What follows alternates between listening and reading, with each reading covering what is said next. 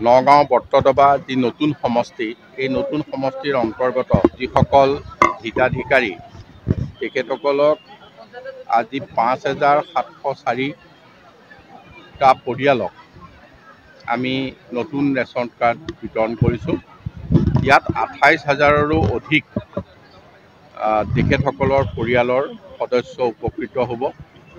মাননীয় মুখ্যমন্ত্ৰী ডক্টৰ হিমন্ত বিশ্ব শৰ্মা ডাঙৰীয়াই এই ৰেচন কাৰ্ডখন পোৱা ব্যক্তিক লগতে উজ্জ্বলা গেছ আৰু ৫ লাখ টকাৰ এখন স্বাস্থ্য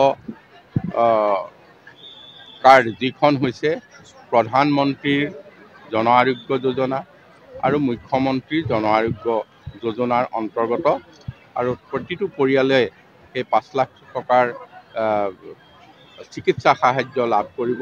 এটা পৰিয়ালে বছৰত ৫ লাখ টকাকৈ। গতিকে ই এটা আমাৰ আজি খুব নগাঁও বট্টদবা নতুন সমষ্টিৰ কাৰণে এটা উল্লেখনীয় দিন যে ইয়াৰ প্ৰায় ২৮,০০০ৰো অধিক সদস্যই এই গোটেই ৰেচন কাৰ্ডকে ধৰি অন্যান্য সা সুবিধা উপলব্ধ কৰিব।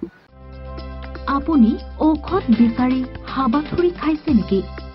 যদি খাইছে তেন্তে এতিয়াৰে পৰা আৰু চিন্তাৰ কাৰণ নাই, কিয়নো আপুনি বিচৰা ধৰণৰ সকলো ঔষধ উপলব্ধ থাকিব নমন মেডিকছত। নমন মেডিকছত অধিক পৰিমাণৰ ঔষধ ক্ৰয় কৰিলে আপুনি পাব 10% ৰেহাই। কিছুদিনৰ পাছত নমন মেডিকছত উপলব্ধ হ'ব সকলো বিভাগৰ অভিজ্ঞ চিকিৎসক।